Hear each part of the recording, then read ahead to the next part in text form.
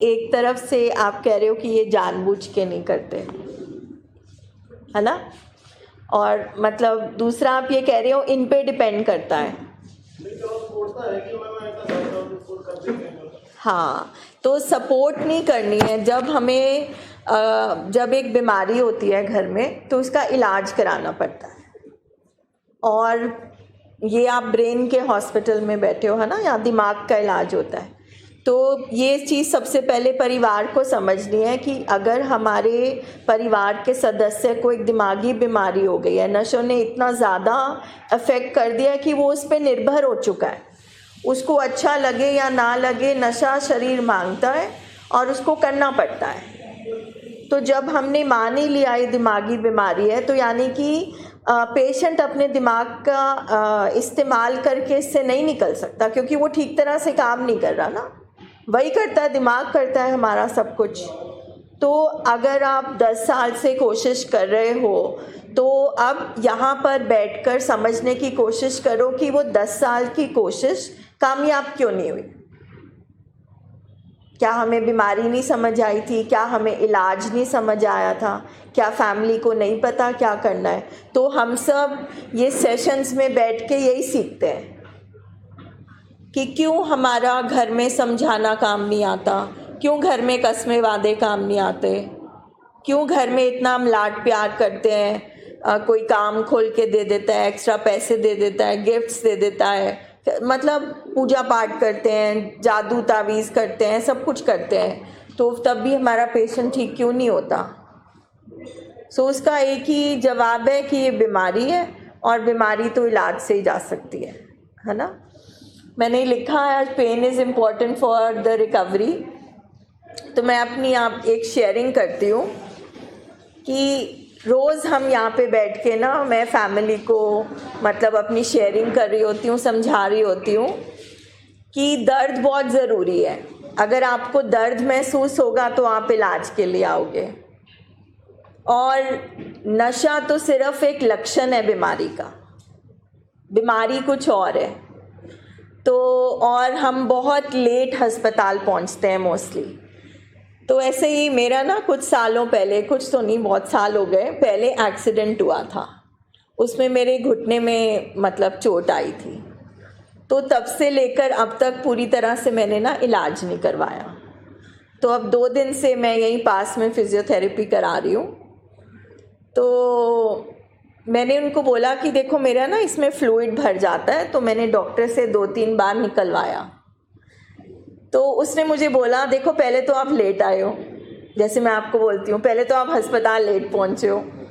अच्छा, दूसरा वो जो फ्लूइड है ना, वो तो लक्षण है। जैसे हम बोलते हैं नशा तो लक्षण है, शराब तो लक्षण है, ठीक है। तो वो कहता है कि आपको जड़ को ट्रीट करना है ना, तो वो मैं कर रहा हूँ। मतलब किसी भी बीमारी में ये जो दर्द है, तो जब वो थेरेपी करता है ना, मतलब वो अल्ट्रासोनिक दोज वेव्स देता है, तो मतलब मेरी चीख निकलती है। बट जब उसके बाद में वो हिस्से पे कर लेता है, उसके बाद आराम भी आता है। तो मतलब हम इस दुनिया में पेन के साथ ही आए थे। जब तक माँ को दर्द नहीं होती तब तक बच्चा भी बाहर नहीं निकलता। तो पेन हमारी ज़िंदगी का बहुत इम्पॉर्टेंट हिस्सा है। पेन बताता है, जैसे शरीर में कोई पेन हो तो वो एक निशानी होती है, एक लक्षण होता है कि अंदर कुछ गड़बड़ है। इसी तरह से जब हमारी ज़िंदगी में दर्द हुआ, हमारे घर में झगड़े होने लगे, हमारी बेइज्जती होने लगी, हमारा नुकसान होने लगा, हमारा स्टेटस को, पैसे को, रिश्ते को, टाइम को नुकसान होने लगा, जब हमें दर्द हुआ तो हम हॉस्पिटल पहुँचे। तो जो हम यहाँ पर पहुँचते हैं फैमिलीज़, वो बहुत दर्द में होती हैं। जिस घर में दिमागी बीमारी है, चाहे वो डिप्रेशन है, चाहे वो नशे की बीमारी है, किसी भी तरह की दिमागी बीमारी, क्योंकि दिमागी बीमारी का जो पेशेंट होता है वो नॉर्मल हरकतें नहीं कर सकता। दिमाग खराब होने का तो यही मतलब है ना। तो जब एक ऐसा सदस्य घर में है जो नॉर्मल हरकतें नहीं कर रहा, जो ज़रूरत से ज़्यादा गुस्सा कर रहा है, ज़रूरत से ज़्यादा शक कर रहा है, तोड़ फोड़ करता है या बिल्कुल ही परिवार से कट जाता है, कुछ उसको महसूस नहीं होता कि उसके सामने बच्चा रो रहा है, बीवी रो रही है, माँ रो रही है, कुछ नहीं महसूस होता। कुछ इरिटेट भी बड़ा ज़्यादा होता है। इरिटेट भी, कई ज़रूरत से ज़्यादा चिड़चिड़े हो जाते हैं, बेचैनी हो जाती है, रेस्टलेस हो जाते हैं। फिर ये बीमारी के साथ में झूठ आ जाता है, क्योंकि कोई ये थोड़ा ना बोल के जाएगा भाई मैं अभी आया नशा करके, वो झूठ ही बोलेगा। झूठ कहानियाँ बनाना, चालाकी करना। फिर पेशेंट को जब नशा नहीं मिलता है, जब उसको तोड़ बचती है, तो वो किसी भी हद तक जा सकता है। मतलब अगर मैं आपको हमारे पास जो केसेस आते हैं वो सुनाऊं, तो जैसे एक माँ और बेटा है, घर में सिर्फ माँ और बेटा है, तो बेटा माँ से प्यार भी बहुत करता है। बट एक बार क्या हुआ कि वो माँ से पैसे मांग रहा था, माँ ने दिए नहीं। तो जब माँ सो गई तो वो कान से बाली निकालना चाहता था, पर उसको इतनी जल्दी थी, इतना क्या था, उसने साथ में कान ही काट दिया। मतलब जो बच्चा माँ से इतना प्यार भी करता है और उसको पता है कि उसके बिना दुनिया में उसका कोई नहीं है, तो मतलब कोई जानबूझ के अपनी माँ का कान तो नहीं काटेगा। वो नॉर्मल बेटा तो नहीं हो सकता, बीमारी ने कराया। मगर समझने की बात यह है कि ये बीमारी किसी भी हद तक जा सकती है। फिर मैंने वो वाला इंसिडेंट बहुत बार सुनाया है कि एक बार मतलब हस्बैंड नशा करके आता है, फिर झगड़ा तो रोज़ रात को होता ही है। तो बीवी जब झगड़ने लगी, दोनों में आपस में इतना ज़्यादा झगड़ा हुआ कि बीवी ने गुस्से में बोला कि हमें ख़त्म कर दो। फिर तो बीवी ने बोला कि ये बच्चों को भी मार दो। तो फादर ने, मतलब हस्बैंड ने एक बच्चे को उठाया, वो छोटा सा था, वो आई थिंक 6 या 7 महीने का बच्चा था, उसको ऐसे करके फेंका। तो क्योंकि वो बहुत छोटा, वो तो ऑन स्पॉट ही मर गया। और बड़े फिर वाइफ ने बोला, क्योंकि उस टाइम रिएक्शन चल रहा था, दिमाग सबका मतलब गुस्सा इतना ज़्यादा था, तो शी सेड कि इसको मारे तो इसको क्यों छोड़ा है। तो उसने उसको भी उठाया और उसको भी फेंका, पर वो बड़ा था, उसकी चलो फ्रैक्चर आए, काफ़ी चोट हुई। उसके बाद उसने वाइफ को बहुत मारा। बट द थिंग इज़ कि अल्टीमेटली बीमारी ने क्या करवा दिया। तो प्रॉब्लम ये है कि यहाँ आने से पहले हमें लगता है कि ये जानबूझ के कर रहा है। हाँ, नशा चखा ज़रूर जानबूझ के होता है, मगर एक नशा करने वाले को ये नहीं पता होता कि कल को वो नशेड़ी बनेगा, एडिक्ट बनेगा और हॉस्पिटल में एडमिट होना पड़ेगा। पर क्योंकि बीमारी पेशेंट से ऐसी हरकतें कराती है कि जो फैमिली है वो बहुत परेशान हो जाती है, क्योंकि गुस्सा कलेश किसी को नहीं पसंद। मगर यहाँ बैठ के परिवार ये समझता है कि पेशेंट जो कर रहा है वो दिमागी बीमारी की वजह से कर रहा है, वो जानबूझ के नहीं कर रहा, वो तो खुद ही इतना फंसा हुआ है। तो जो आपके घर में हुआ या आने से पहले, वो बीमारी की वजह से हुआ। तो अगर आप चाहते हैं कि घर में वो सब कुछ ना हो, तो जाहिर है उस बीमारी का इलाज कराना पड़ेगा। और बीमारी का इलाज क्या है, बीमारी क्या है, लक्षण क्या है, वो हमें बैठ के समझने पड़ेंगे। तो किसी भी बीमारी में, तो जब मैं ये अपनी थेरेपी करा रही हूँ, मुझे बिल्कुल वही चल रहा है कि बीमारी है। अब जड़ से मैंने इलाज नहीं करवाया, इसलिए इतने सालों से दर्द हो रही है। जैसे हम भी पूरा पहले अपना सारा कुछ कसरत करके यहाँ पहुँचते हैं, जादू तावीज़ वॉटएवर, जितना मर्जी लिस्ट आप बना लो। फिर जब पानी सर के ऊपर से निकल जाता है तो हम अस्पताल आते हैं। तो इसी तरह से अब जब मेरी बस हो गई कि अब मेरा घुटना, मुझे लगा कि क्रैक ही हो जाएगा, तो मैं अस्पताल पहुंची। अब डॉक्टर कहता दर्द तो होएगी क्योंकि आप लेट आए हो। तो बिल्कुल उसी तरह से ये बीमारी आने में टाइम लगा, दिखती नहीं है ना। हमारे जीन्स होते हैं, पिता पुरखी बातें होती हैं, घर का माहौल होता है, अपनी पर्सनालिटी होती है, जो ये सारी बीमारियां बनाती हैं। मतलब नशे की बीमारी भी और नशे के बगैर भी बीमारी। अब जो हमारे पेशेंट जिनको डिप्रेशन है, साइकोसिस है, एंजाइटी डिसऑर्डर है, तो कहीं ना कहीं बचपन से लेकर आज तक कोई ना कोई उनको ट्रॉमा होता है, कोई ना कोई उन्होंने अनहेल्दी इन्वायरमेंट में अपब्रिंगिंग हुई होती है। कोई हादसे हुए होते हैं, कोई ट्रॉमा हुआ होता है, वो ज़रूरत से ज़्यादा सेंसिटिव होता है। तो जब हम डिप्रेशन में जाते हैं, ये सब ना ये लक्षण है कि कोई ना कोई अंदर तकलीफ है। जैसे हमारे पेशेंट्स को एक्सप्रेस करना नहीं आता, कईयों को ना करना नहीं आता। साइंस कहती है, रिसर्च कहती है कि दिमागी बीमारी के पेशेंट बहुत अच्छे होते हैं और साफ दिल के होते हैं, सिंपल होते हैं, दूसरों की मदद करने वाले होते हैं। एक्चुअली इनमें चालाकियाँ नहीं होती, बट नशे के बाद चालाकियाँ आती हैं। इनको ज़िंदगी जीने के बल नहीं आते। जैसे कुछ को रिश्ते संभालने नहीं आते, कुछ को अपना गुस्सा संभालना नहीं आता। तो अगर ऐसे लोगों के ज़िंदगी में जब नशा आ जाता है ना, तो वो नशा उनको रिलीफ देता है, वो नशा उनको सुकून देता है, वो नशा उनको पावर देता है। हमारे पेशेंट शेयर करते हैं, जब रिहैब में उनका थेरेपी शुरू होता है तो वो शेयर करते हैं। जैसे एक पेशेंट बोला कि क्योंकि मेरा भाई मुझसे हर चीज़ में अच्छा था, मैं पढ़ाई में भी नहीं अच्छा था, मैं शक्ल से भी नहीं अच्छा था, मेरा कद भी छोटा था, तो छोटे होने से और मेरे को जो भी कोई चाची आती थी, बुआ आती थी, वो यही बोलते थे तू तो ठिग्गा ही रह गया, मतलब इस तरह से। तो उसको महसूस होता था। मतलब बात इतनी बढ़ गई कि जब वो बड़े हुए तो दोनों ब्रदर्स का इतना मतलब वैर हो गया, आपस में दुश्मनी हो गई और नशा आ गया। अब नशा जब आया तो फिर उसने भाई से लड़ाई भी करी, नहीं तो भाई को कुछ नहीं बोलता था।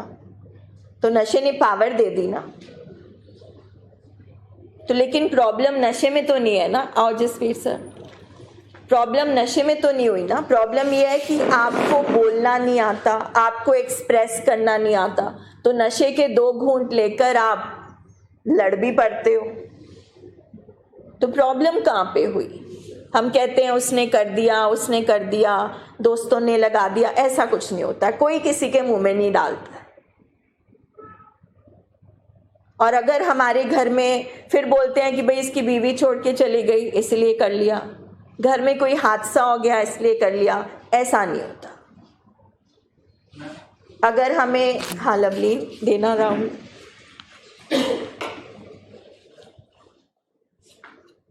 मैं जिवें तुसीं कहा कि बीमारी है, ये बीमारी करके फैमिली नूं पेन तो मिली है, बिल्कुल बहुत ज़्यादा मिली है। बिल्कुल।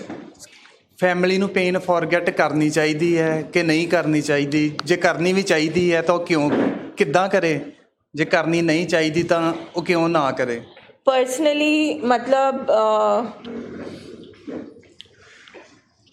इस बीमारी में ना फैमिली जो पेन है ना वो ज़ख्मी हुई होती है, क्योंकि उसको बीमारी तो नज़र नहीं आ रही होती है। उसको दिख रहा होता है कि मेरा हस्बैंड मुझे ये कर रहा है, मेरा बच्चा मुझे ये कर रहा है। तो क्योंकि वो रिश्ता देखती है तो वो हर्ट होती है बहुत फैमिली, ठीक है। अब जब हम हॉस्पिटल में आते हैं या आने से पहले हमें नहीं पता होता तो हम सारा ब्लेम डालते हैं पर्सन पर। जब हम यहाँ पे आते हैं और जब मुझे पता लगा कि ये बीमारी है तो मतलब मैंने अपने हस्बैंड को पेशेंट से रिप्लेस किया कि ये मेरा हस्बैंड नहीं है, ये एक मरीज़ है और मरीज़ अंदर से तकलीफ़ में है। तो ये जो गुस्सा निकल रहा है एक उल्टी के बराबर है कि जैसे पेट खराब हो तो उल्टी कर रहा है पेशेंट, ठीक है। तो उसमें काफ़ी मेरी हीलिंग वैसे ही हो गई कि ये दिमागी बीमारी है। ये सुनकर मुझे रिलीफ मिला था बहुत, क्योंकि मैं सोचती थी क्यों मेरा हस्बैंड ऐसा कर रहा है, क्यों नहीं समझ रहा, मेरे में कोई नुक्स है, कोई क्या चीज़ है। तो बड़े साल 10 साल मुझे इस चीज़ का जवाब नहीं मिला, तो मुझे एक रिलीफ मिला, ठीक है।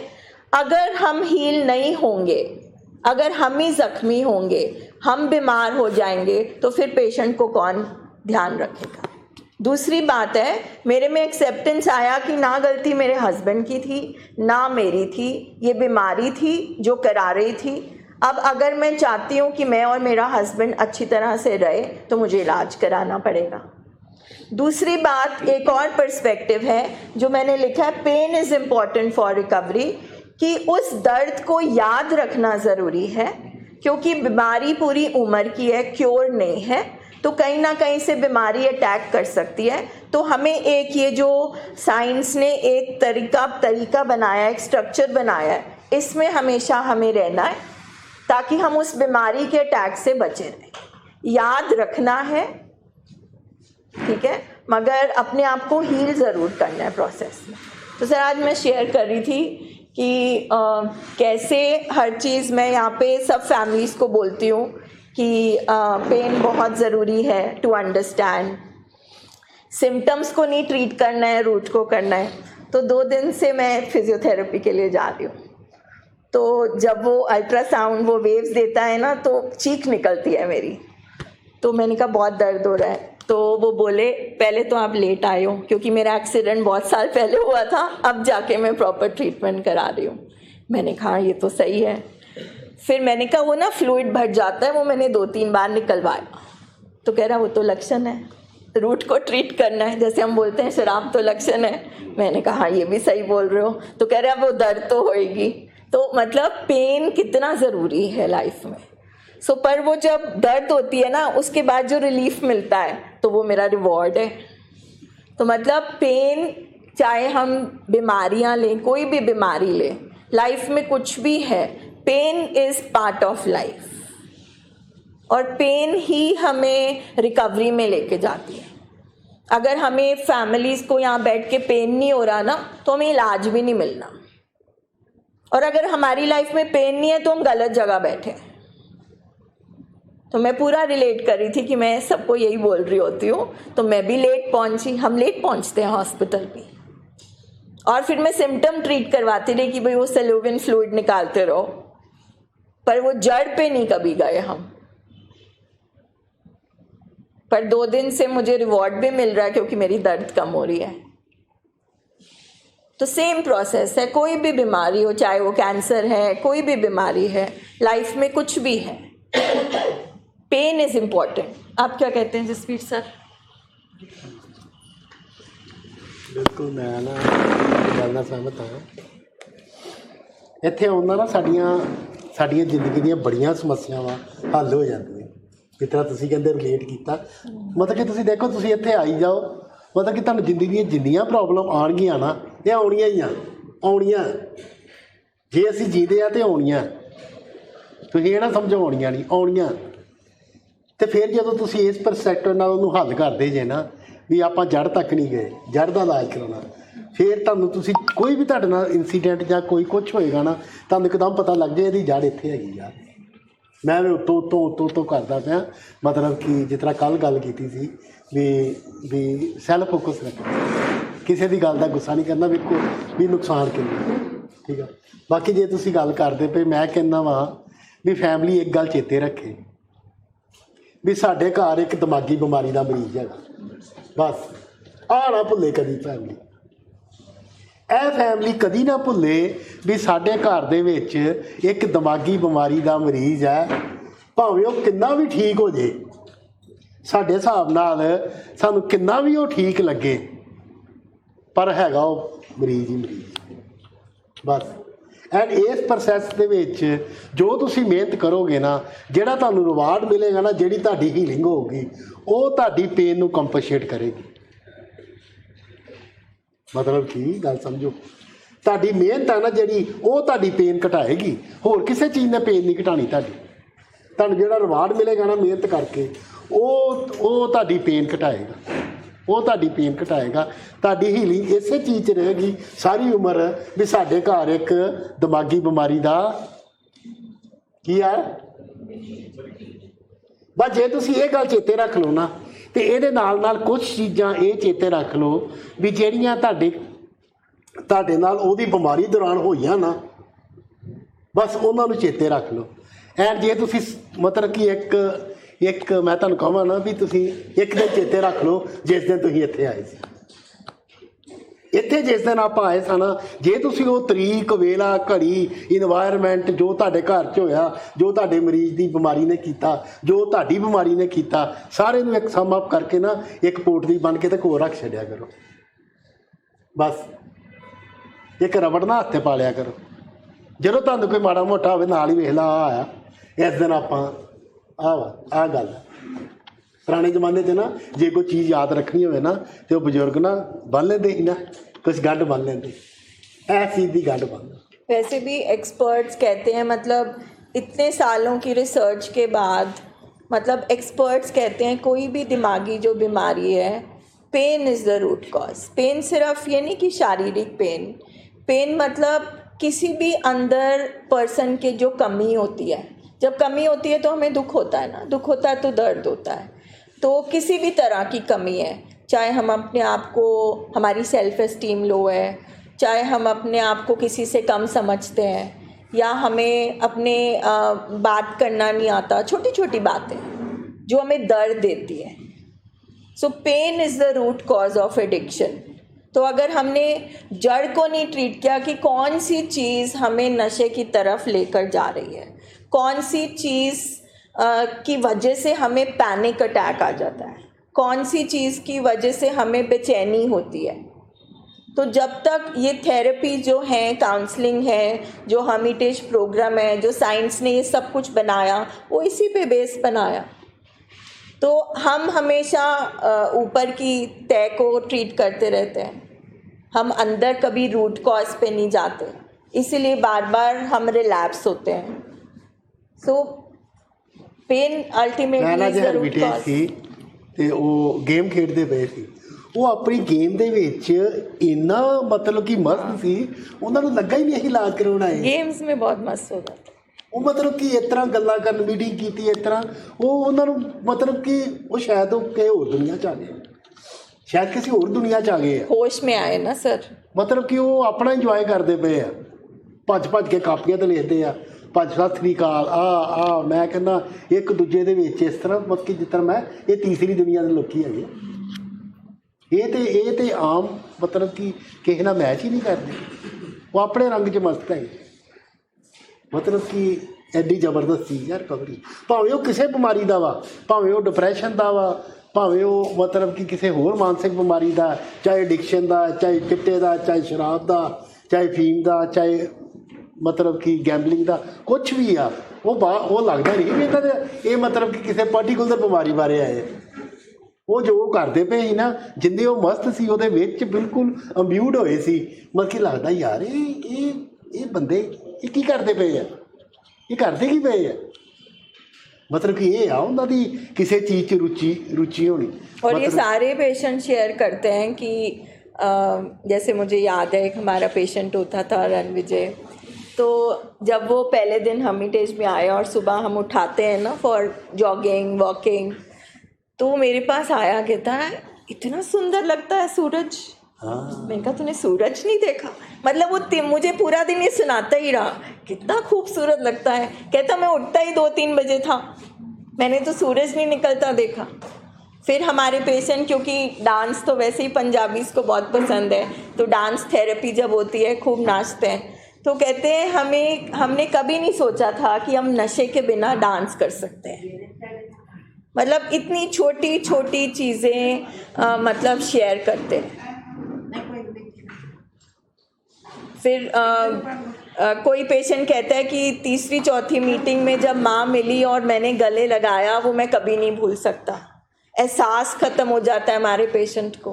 तो जब पेशेंट हर्मिटेज में रोते हैं हमें अच्छा लगता है, क्योंकि इंसान ही रोता है, एहसास होता है। तो जब वो गुस्सा करते हैं, रोते हैं, फैमिली को बड़ा हलचल होती है कि क्या हो रहा है। हमने कहा अच्छी बात है, इसका मतलब है अंदर हलचल हो रही है, इंसानी दिमाग जाग रहा है और वो शेयर कर रहा है, क्योंकि पत्थर और जानवर तो नहीं रोएंगे ना। खाना दिखता है, नहीं तो इतने दिन नशे में कई बार हमारे पेशेंट खाना ही नहीं खाते।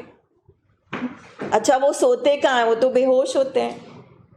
तो हॉस्पिटल में अगर आपका पेशेंट सो रहा है डिटॉक्स के टाइम, तो उसको रेस्ट दिया जा रहा है, अच्छी बात है।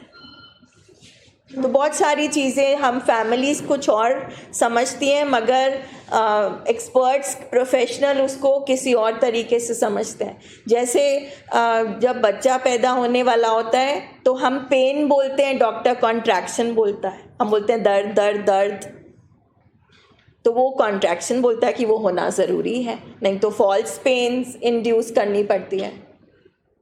तो हमारे पेशेंट फैमिलीज़ मुझे अक्सर सेशन में बोलती हैं कि इसको कोई एहसास ही नहीं है, ये मुझे देखता ही नहीं। माँ कहती है इसको महसूस ही नहीं होते मेरे आंसू।